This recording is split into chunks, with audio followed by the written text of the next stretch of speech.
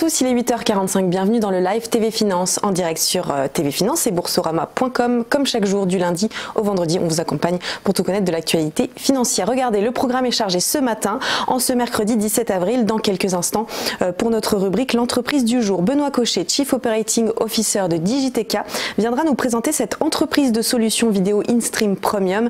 Ne vous inquiétez pas, on va vous expliquer ces termes techniques dans quelques instants. Puis on suivra l'ouverture de la bourse de Paris à 9h avec Eric Seban, trader et coach chez Perceval Finance. Aujourd'hui, les market movers seront décryptés par Dorian Abadi, formateur en analyse technique.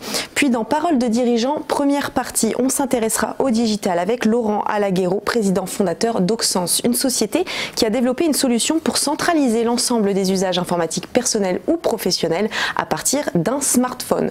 Enfin, focus sur le diagnostic microbiologique avec Sam Ducamp, cofondateur de Diamidex, une société qui développe et commercialise des solutions innovantes permettant de détecter, dénombrer et isoler rapidement des bactéries pathogènes responsables notamment de la légionellose.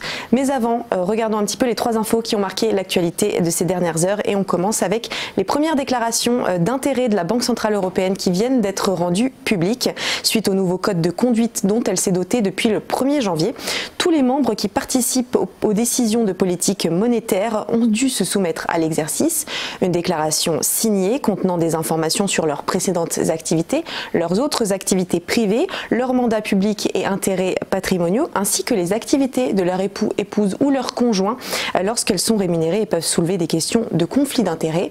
Un exemple, celui du président Mario Draghi, qui déclare des dépôts supérieurs à 100 000 € auprès d'établissements bancaires supervisés par la Banque centrale, aucun actif financier en direct et quelques activités privées non rémunérées. C'est une promesse tenue pour la Banque centrale européenne après son rôle majeur lors de la crise de la dette de la zone euro afin de devenir un peu plus transparente. Direction la Grèce maintenant où les taux ont touché un plus bas en près de 14 ans. Plusieurs voyants sont au vert, la croissance est au rendez-vous et Athènes devrait pouvoir rembourser par anticipation la moitié des financements apportés par le Fonds monétaire international, de quoi alléger le poids de l'énorme dette du pays et baisser le montant des remboursements. C'est du jamais vu depuis septembre 2005. Cette détente spectaculaire du rendement des obligations grecques s'inscrit d'abord dans le cadre plus général de la baisse vertigineuse des taux souverains de la zone euro. Le redressement de l'économie grecque a également joué. Le pays affiche pour cette année une prévision de croissance de 1,9%, bien au-dessus de celle de la zone euro. Enfin, Fnac Darty a annoncé être en négociation exclusive en vue de l'acquisition de Nature et Découverte, leader de la distribution de produits naturels et de bien-être. Avec cette acquisition, Fnac Darty capitaliserait sur la forte notoriété de Nature et Découverte ainsi que son ADN complémentaire aux enseignes du groupe afin de renforcer son offre de produits autour des segments du bien-être et de la consommation engagée de produits naturels thématiques ayant une place de plus en plus importante chez les consommateurs.